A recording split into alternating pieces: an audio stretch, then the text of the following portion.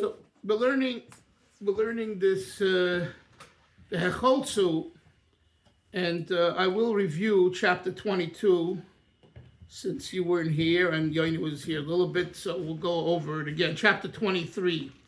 I'll review it maybe orally, and then we'll see if there's time left. But basically, let me bring you up to speed here, Moshe and Yoni. The Rebbe Rashab in this treatise, he seeks to, Yoni, mute yourself, please. He seeks to explain why it says in the Torah that Hashem took revenge. Hashem tells Moshe Rabbeinu, take revenge of a nation called Midian. But when he says that, he says, you're taking revenge for me, Hashem. And he uses his name Yud Vavke. He doesn't use his name Elokim or Kale. So that's one question that he asked at the beginning. So in other words, you have Moshe, the text. You have the Torah. You have commentaries on the Torah. When Chassidus asks questions on verses in the Torah or Tanakh, it's in a way similar but different to the questions that those standard commentaries like Rashi, Ramban, Klei Yoker, or Achayim ask, and definitely how they explain the passages. Chassidus is about the study of Elikus, divinity. So Chassidus seeks to understand the divine message in the pasuk, in the psukim, in the verses, as well as a takeaway. How can we become better Yidden to serve Hashem through these verses in the Torah that happened thousands of years ago? So here too, the Rashab uses this approach. Coupled with this overall standardized approach to Torah that Chassidus uses, this particular mimer was said twice, once on Simchas Torah, 1878, 1898, and another time on Parshas Noach, 1898. And both times it was associated because there were Hasidim in their shuls, and there was a Chassid, a relative of the Rebbe who was very stern, and he looked down at people. He didn't have Avas Yisrael, or as the Rebbe says and implies, he had Sinas Chinam. You know, it's amazing when you think about it. He's talking about his own relative, another Schneerson, and basically he's telling the fact that you didn't drink from that person's cup because you feel that the person's unsanitary and all of that, whatever the case. It's Sinas Chinam. You put two together, okay? He doesn't say what I just said. You won't find it anywhere in writing. But if you put two and two together, I believe that's the meaning. So the question is, what do we do about that? You know, how are we to avoid that feeling? So here, the Rashab says, you have to know that what's taking place is that Midian represents a direct opposition to Hashem. Hashem in Hashem's holiest form, i.e. through Yud Vavke. That name of Hashem, the Yud Vavke, is the holiest name, and Midian seeks to obliterate that. How? Because Midian stands for rift, argumentation, divisiveness, strife, or in simple Hebrew, yeshut, yeshus, gaiva, ego. And the Rashab develops the point by saying that this isn't it's not a particular problem. It's the source of all problems. The ego, the I, is the source of anger, the source of taiva, the source of any type of malady that a person has. It all goes back to ego. Which is interesting. I think we once spoke about how this, in a sense, differs than Freud's conclusion. Freud concluded everything goes back to sexuality. and the Alter Rebbe, and the Rashab, the Rabbeim, they say everything goes back to ego. Here, the Rebbe, by the way, wrote something similar to a psychiatrist, and the Rebbe said, 1 minute, Moshe. The Rebbe said that you'll find that Freud says, "Who is man? The sexuality, the sexual part. That's what drives man." And what does the Alter Rebbe say? Who is man? The neshama. In other words, Freud identifies kind of the schmutz of the person. The part that causes, right? And the Alter Rebbe says, no, who is man? The neshama. But for the neshama to act and to do what it's supposed to, it has to rid itself of ego. Yes, Moshe, what do you want to say? I want to say two things. First of all, first of all, Rabbi Dalfin, there's a vibration noise. I don't know what it's coming from when you're speaking. Something's near your microphone. I don't know. When you speak, there's like a weird vibration. I don't know if there's something there. That's number one. Number two, all right, maybe we can check it. Didn't the Rebbe Rashab? Is it true the Rebbe Rashab met Sigmund Freud? Yes, he met him in 1903 in Vienna. Correct. Okay. And it's been already written about and discussed, both in our texts and elsewhere, and there's a lot of controversy about it, and it needs a class for itself, or maybe several classes, but not for now. Okay, so I don't know about the noise for now. It's I don't know what it's coming from. It's coming from your end, I think. But okay, we'll see as we go. Okay, but you hear me? Just there's some additional noise, right? Okay. It's interesting. I hear you fine, Moshe. I hear him totally fine. The rabbi's coming in loud and clear. Okay, but you're listening on a phone, and Moshe's listening on a computer, right? No, he's coming in loud and clear. But when he speaks, there's something that's like there's something that's picking up some sort of like a vibration noise. Okay, let's go weiter for now. So the Rashab says, so therefore, in order to know how to just rectify the problem, we have to know what Yud Kei Vav Kei, since this Midyan is the opponent of Yud Kei Vav Kei. So in the first few chapters, 21 and 22, he explained what the Chochmah is, Yud, which is the geometrical point, the flash, the idea.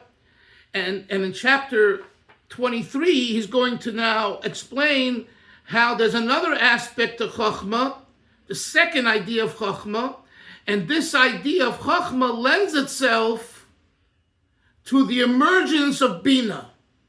Now let me explain that. The generally speaking, let's take a teacher and a student. The teacher who has the knowledge, if the teacher doesn't make a tzimtzum, doesn't contract his knowledge, right? The world of the student cannot emerge. Forget about the information. Forget about the information. We're talking about that there is a concept, an idea called student, world of student, world of other. If you're only into yourself, nothing else exists. No one else exists. Even though you're surrounded by people and by ideas, but you're really in yourself. Chochmah, the ultimate of Chochmah, which is the higher level of Chochmah, is the bittul, the subservience to Hashem, in a way that all that exists is God, Ein Sof, infinity. From that perspective, you can't have a development, an emergence of something that's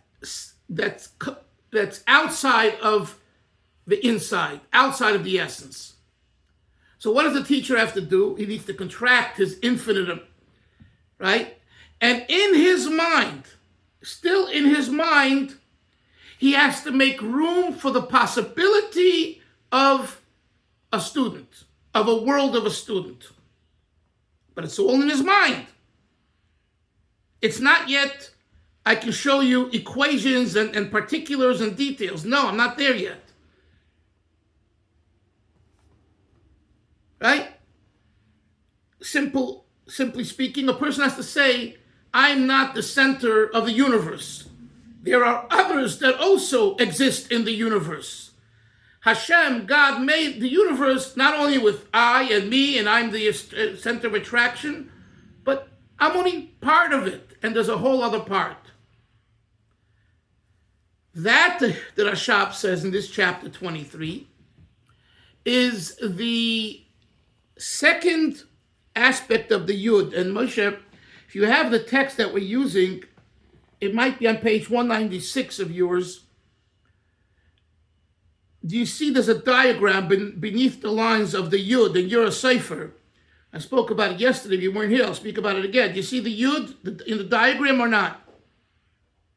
It's 95 and 96. I don't know what page. Yeah, I see it. Yeah, okay.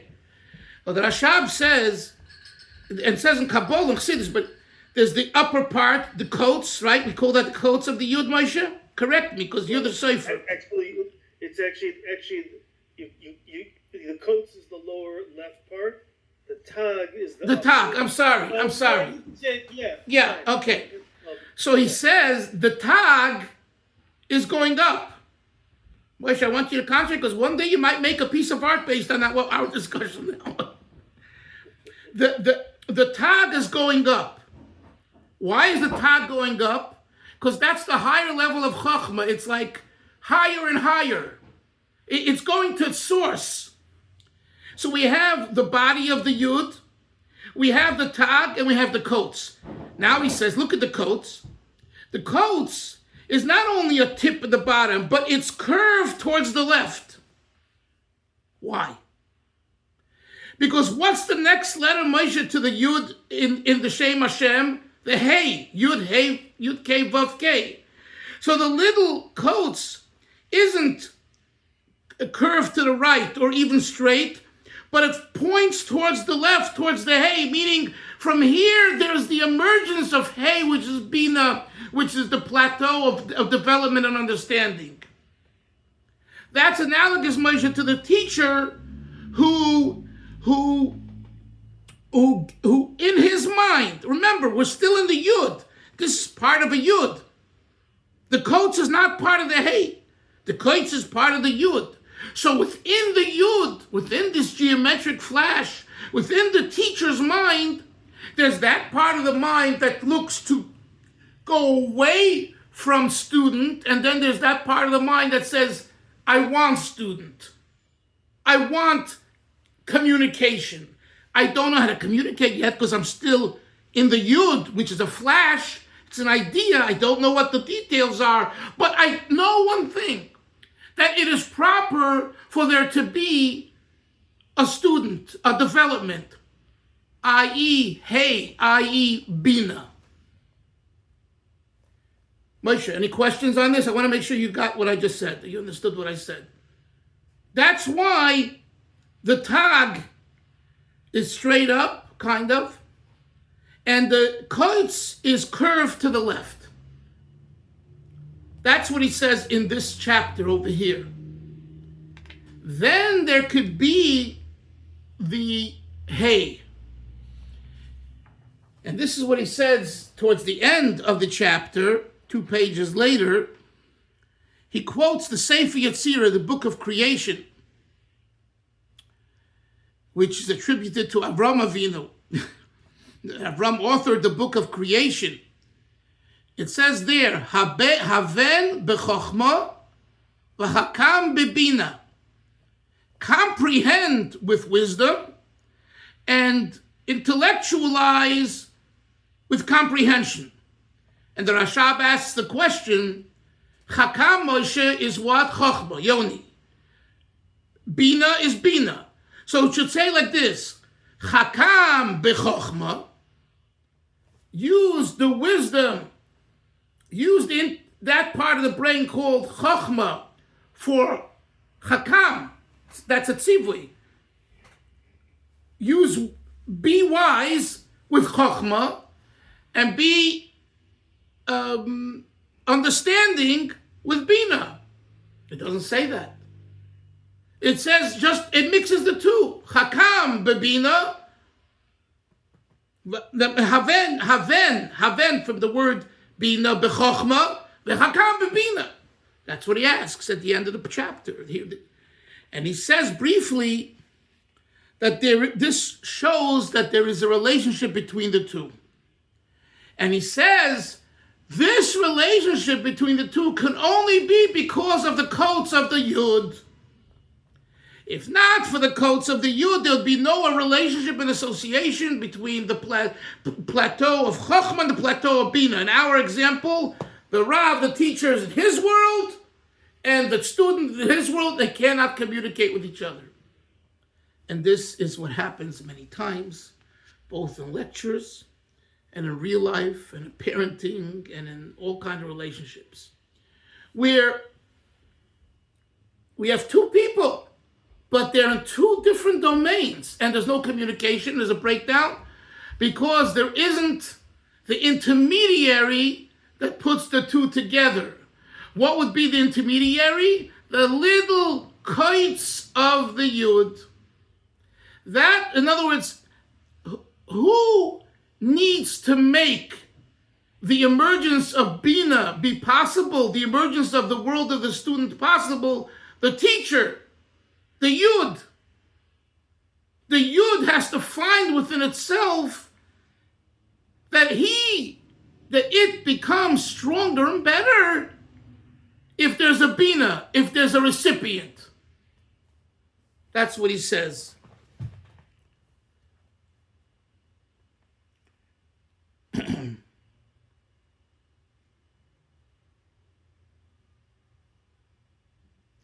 It'll be explained in detail in chapter 25, so we won't go into it now. Just the kitzer. Let's read the kitzer. Nekuda belitzir uvitzir os yud. Two levels of chokhmah, a point without form and a point with the form of the letter yud. The first of these two levels refers to the manner in which a person initially extends himself to grasp an abstract idea. The second represents a lower stage in which he crystallizes his conception. However, even in that stage, he has not amplified it to the point where he can comprehend it. That is achieved through Bina. Thus, Chokhmah and Bina respectively represent concealment and amplification. They are joined by the lower protrusion of the Yud, the coats. The Rebbe Rashab explains how Chokhmah and Bina are joined in unity by quoting Sefer Yetzirah, which speaks of the potential to havein b'chokhmah, understand through wisdom, and chacham b'bina, become wise through understanding. Yes, Moshe. Why does the Rebbe use? Why does he say Chachma he connects it to concealment? I would have thought that Chachma is that initial, that flash of light. Yes, but if you're in thought and you're thinking about something, and all of a sudden you have an idea. And then I ask you, Moshe, could you tell me about the idea? The general answer will be, I can't tell you yet because it's just an idea. I don't have any form. I just know it feels right. So pure Chachma, Moshe, is not development. It's not understanding. It's just inspiration. Wow. What? Right? People go to lectures, to Vartaras, to drushes, this, that, and they come home inspired. They say to their wife, it was such a gewaldige drusha. And your wife says to you, Moshe, what did the rabbi say? Oh, I don't know. I can't tell you. Right? But you were inspired. You truly are inspired. But you need to not go back and hear it again and learn it and think about it and really, break it down. That's not... So That's the state of Bina. The state of Chokhmah is the state of inspiration, idea that lacks, what he says here. What's the word he uses here? Amplification. The amplification is missing. Yoini, you follow these ideas, Yoini? Yeah, but I have a question. Okay, so we know when it's referring to women, right? We say Abina Yisera, right? Yes. The women have a certain emotion or certain chachma that men don't necessarily have. Okay. Correct? Yes. Okay. So in the way that the Rebbe is talking now, the chachma and the bina, that this is just my understanding. The difference between chachma and bina would be chachma is something that's more physical, like a more intellectual but physical knowledge, wisdom. And the bina would be something that's from out of this world kind of wisdom. Just the opposite. Just the opposite? Just the opposite. Again, in this scenario, the way Chassidus explains it. So let me. What you're quoting is a Gemara, is a Chazal, and it's not analyzing it from that perspective. But even for that perspective, Bina Yaseir Nitn Isha, what he's quoting is more in understanding. It says the word understanding. We're not talking about understanding. It's really similar to what Moshe asked before. We're not talking about understanding. We're talking about the flash, the inspiration. When you have an idea, you don't understand anything. You just say, wow, gewaldig. Right? Let's use another English word. The power of creativity. A creative mind. A creator. A creator is not a computer analyst who develops ideas with numbers. It's completely out of the creative force. Creative forces, that's the idea. That's what we should go for. How we get there? I have to have an analysis. I have to have a group of people. So Bina Yeseda practically means that women in this area of implementing ideas are much stronger. Simply speaking, the man can have the greatest ideas and nothing will come from his ideas. You need a woman, a wife, etc., to take it and break it down and into the house. That's why she's called the Akeres Habayis. Right? Great ideas. Millions of people have great ideas and nothing comes from ideas. You must have the Akeres Habayis. Okay. Chavra, we'll learn tomorrow with Hashem. Have a great day. Shalom. Very good stuff, Rebbe. Very good stuff. Thank you. And we'll be on this same platform. Good, I got it now. Okay. Bye-bye. Take care.